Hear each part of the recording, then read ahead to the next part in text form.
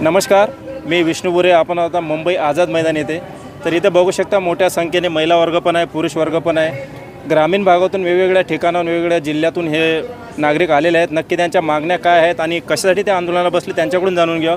Madam, तुमचा परिचय सांगा आणि हे आंदोलन बसण्याचं काय तुमची भूमिका आणि काय मागण्या आहेत? आम्ही पूर्ण महाराष्ट्रातून 800 शिक्षकांची मागणी आहे. आमची 1 वर्षापासून ऑर्डर नाही आहे. आम्ही 6 वर्ष कार्यरत आहोत, पण गेल्या वर्षापासून आम्हाला ऑर्डर नाही आहे. घरी बसवलेलं आहे आणि आज म्हणजे आज 8वा दिवस आहे आमचा आंदोलनाचा. आजपर्यंत कोणी अधिकारी लोक आम्हाला अजून भेट दिलेली नाही आणि आमच्या मागण्या समजूनसुद्धा घेतलेल्या नाहीत. नाही, आता किती वर्षापासून तुम्ही हे नोकरीवर होतात आणि 1 वर्षापासून घरी आहात, तर काय परिस्थिती आहे घरची परिस्थिती एकदम बेकारीची आहे. कारण 1 पूर्ण वर्ष झालं घरी बसलेले आहेत सगळे शिक्षक. 800 शिक्षक आहेत. तसेच मुलांचंही नुकसान त्यातच होतं आहे आणि पर्यायच नाही आता. कारण प्रत्येक शिक्षकाचं वय पण जास्त झालं आहे, दुसरी नोकरी शोधू शकत नाही. ह्याच बेसवर आम्हाला काय करायचं असेल ते इथंच करायला लागणार. आता सर्व महिलांना हाच प्रश्न विचारला मी जिथे आहे तिथे. कारण आता तुम्ही हजारो किलोमीटरचा प्रवास करून आलात. इथं आपलं घर ना ओळखीचं कोण ना, आंघोळीचं ठिकाण ना, जेवणाचं ठिकाण. इथली काय परिस्थिती आहे? नक्की महिला वर्गाला जास्त प्रॉब्लेम असतो. काय परिस्थिती आहे? मुलं बाळं सोडून आलेले आहेत. माझं सोडा, पण बाकीचे शिक्षक आहेत, घरदार आहेत, त्यांना प्रेशराईज केलं जातं आहे. पण पर्याय नाही आहे ना. आपलं शिक्षक पेशा आहे, आपल्याला त्या नोकरी करावी लागणार. एवढं शिक्षण घेतलेलं आहे, ते वाया कसं घालून जाणार? तर अजून काय आपल्यासोबत शिक्षक वर्ग आहे, त्यांना पण आपण विचारूया. सर, काय मागण्या नक्की आहेत तुमच्या आणि आंदोलन कधीपासून चालू राहणार? आंदोलन बेमुदत आहे. शासन आता जे तत्कालीन सरकार आहे त्या सरकारला त्यांनी सोंग घेतलेलं आहे. ते सरकार जागाच होत नाही, कारण सोंग घेतलेल्या माणसाला जागा करता येत नाही. अशा पद्धतीचं सरकार आहे. ह्या सरकार पांढरपेशी जे सरकार आहे, ह्या सरकारने दलित, मागासवर्गीय आणि आदिवासी ह्या मुलांना शिक्षण न देण्याचंच धोरण ह्यांचं आहे. कारण त्यांनी RTEचं पण मध्ये आता बंद करायचं घेतलेलं.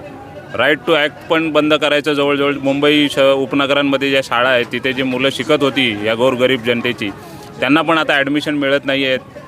त्यांच्या हे होत नाही. आणि मुळात आता आदिवासींच्या ज्या शाळा आहेत, आता रायगड जिल्ह्यात आमच्या 14 शाळा आहेत.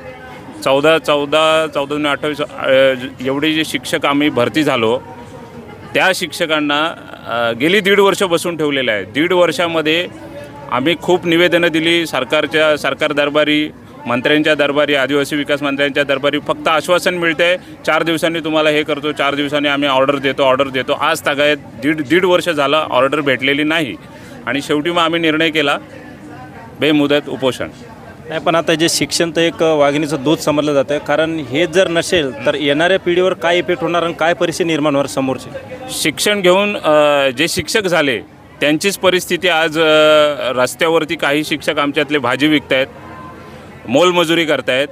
त्याच्यातून त्यांच्या घरचा उदरनिर्वाह होत नाही. मुलं 2-2 वर्षाची आहेत, काहींची 2 वर्षाची आहेत, काहींची 5 वर्षाची आहेत. ते प्रश्न विचारायला लागलेत, आता पगार कधी होणार आपला, तुम्ही घरी का दिसता, काय सांगायचं त्या नवीन पिढीला आणि त्यांना शिक्षण घ्यायला कसं सांगायचं, हा प्रश्न आहे शिकलेल्या माणसांसमोर आता. कारण सरकारची धोरणं बदलत चाललेली आहेत. सरकारला मला तरी असं वाटतं आहे की आमच्या आदिवासींच्या ज्या शाळा आहेत त्या अडाणीसारख्या बिल्डरला देऊन त्या जागेंवरती यांचा डल्ला मारायचा प्लान चालू आहे, असंच आम्हाला एकंदरीत दिसतंय. कारण मध्यंतरी त्यांची लोकं येऊन बघून गेलेली आहेत जागा जमीन किती आहेत आणि ह्या शाळा त्यांच्या प्रायव्हेट ह्या तत्वावर त्यांना चालवायला द्यायच्या आहेत आणि म्हणूनच ते आमची भरती करत नाही आहेत. अशा पद्धतीचं धोरण चाललेलं आहे सरकारचं. सर, काय सांगाल? आता 4 दिवस झाले तुम्ही आंदोलनात, हे मागण्या पूर्ण नाही झाल्या तर पुढची भूमिका काय असणार आहे? आमच्या जर मागण्या पूर्ण झालेल्या नसेल तर आम्ही बेमुदत आंदोलन करणार आहे.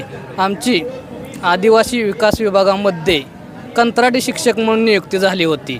यांनी आम्हाला आदिवासी विभागामध्ये 6 वर्ष राबवून घेतलं, मात्र आता ते आदेश द्यायला तयार नाहीत.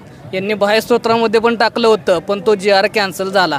मग आम्ही त्यांना सांगत आहे आमचं सरसकट समायोजन करण्यात यावं. जर समायोजन झालं नाही तर आम्ही बेमुदत आंदोलन चालू ठेवणार आहे. तर बघू शकता हे पूर्ण शिक्षक वर्ग आहेत आणि यांचे 1-1 वर्ष झाले यांना रजेवर रुजू केलं जात नाही. कारण यांचे घरचे मुलं पण विचारतात. कारण घरची परिस्थिती, आपण जो पेमेंट कमावतो त्याच्यावरच आपलं पूर्ण चालू असतं. जे काय EMI असणार, घर खर्च असेल, मुलांचं शिक्षण असेल, ते त्याच्यावरच असतं. ते जर बंद झालं तर त्या व्यक्तीवर उपासमारीची वेळ असेल. भले तो ₹1,00,000 कमावू दे की 10,000 कमावू दे, पण त्यांच्यावर उपासमारीची वेळ आल्याशिवाय राहणार नाही. या शिक्षक वर्गाची तेच मागणी आहे. आमच्या मागण्या पूर्ण नाही झाल्या तर आम्ही आंदोलन कंटिन्यू चालू करू. धन्यवाद.